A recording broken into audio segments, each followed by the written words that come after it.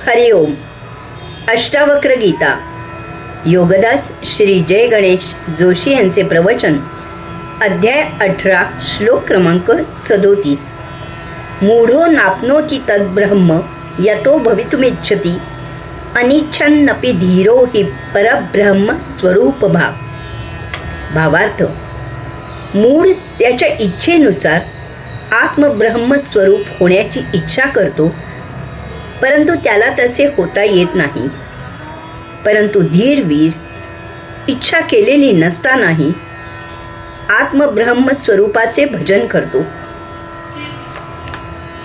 अज्ञान महाभयावह असते.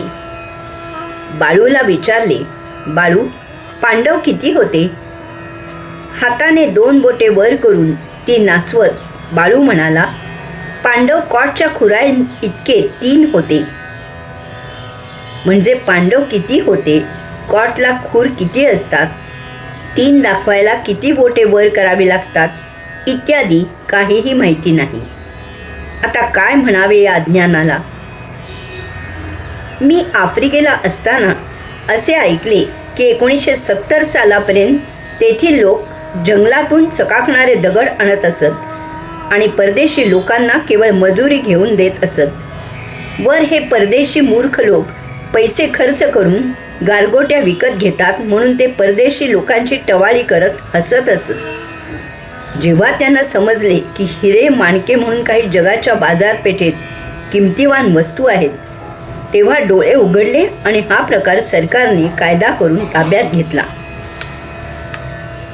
अष्टावक्र मुनी सांगत आहेत की मूढ माणूस आत्मब्रह्मस्वरूप होण्याची इच्छा करतो आणि काहीतरी करून इच्छित मिळवायच्या त्याच्या भौतिक सवयीनुसार तो त्यासाठी अनेक साधना आणि उपासना करतो, विशिष्ट प्रकारे आचरण करतो, सायास प्रयास करतो, कारण त्याला या भौतिक जगतात काहीतरी करून आपले इच्छित मिळवायची सवय लागलेली आहे. यात चूक काहीही नाही, परंतु त्याचे अज्ञान असे असते की जसे त्याच्याकडे असलेली वस्तू तो मेहनत करून मिळवण्याचा प्रयत्न करत नाही, कारण ती त्याच्याकडे अगोदरच आहेच. आता आणखी ते असलेले मिळवायचे शिल्लक राहिलेले नाही.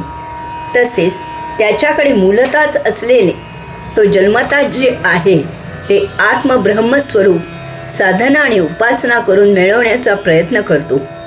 याचबरोबर हेही सत्य आहे की भौतिक जड वस्तू मिळवण्याचा मार्ग आणि सूक्ष्म अभौतिक मिळवण्याचा मार्ग निश्चितच निराळा असणार, हा विचार केला पाहिजे. म्हणून अष्टावक्र मुनी अशाला मूढ म्हणजे पढत मूर्ख असे संबोधत आहेत. ज्या अर्थी तो आत्मब्रह्मस्वरूप होण्याची इच्छा करतो, त्या अर्थी तो स्वतः काय आहे त्याचा त्याने कधी विचारही केलेला नाही. एरवी तो स्वतः जो आहे ते मिळवण्याचा तो प्रयत्न करणार नाही. बाकी इतर अनेक शास्त्रे त्याला अवगत आहेत.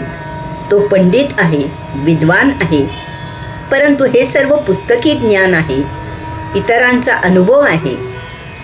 दुर्दैवाने त्याला स्वतःला जाणायची बुद्धी होत नाही. इतर गोष्टी तो जशा बाहेर शोधतो तसेच तो आत्माही बाहेरच शोधतो. म्हणूनच अष्टावक्र मुनी त्याला पढत मूर्ख असे म्हणत आहेत. कारण आत्मब्रह्म इतरांच्या अनुभवातून मिळत नाही, तर ते स्वतःच्याच अनुभूतीतून मिळते. ते स्वतःचे स्वतःच मिळवावे लागते. ती अंतस गोष्ट आहे. तसेच हेही सत्य आहे की आत्मब्रह्म प्रयत्न करून मिळत नाही. ते कोणाच्याच नियंत्रणाखाली नाही. आपण फक्त आत्मेच्छेने आचरण करत असावे. त्याच्या इच्छेने ते स्वतःचे स्वतःच प्रगट होते. अष्टावक्र मुनी पुढे सांगतात की परंतु धीरवीर इच्छा केलेली नसतानाही आत्मब्रह्मस्वरूपाचे भजन करतो. अगदी स्वाभाविक गोष्ट आहे. असे म्हणले जाते की गवयाचे मूल रडले तरी ते सुरात रडते. अहो, संत श्रेष्ठ तुकाराम बुवा सहज गुणगुणले तरी भजनच गुणगुणणार. पंढरीचे वारकरी भजनच म्हणणार. धीरवीर म्हणजे जो आत्मज्ञानी आहे तो स्वाभाविकच आत्मरत असतो. त्याला कपाळी पाटी लावावी लागत नाही की तो आत्मज्ञानी आहे. त्याच्या पवित्र, शुद्ध, प्रशांत आचरणातून आणि वागण्या बोलण्यातून लोकांना त्याच्याही नकळत माहीत होते की हा आत्मज्ञानी आहे, साक्षात्कारी आहे. हरिओम.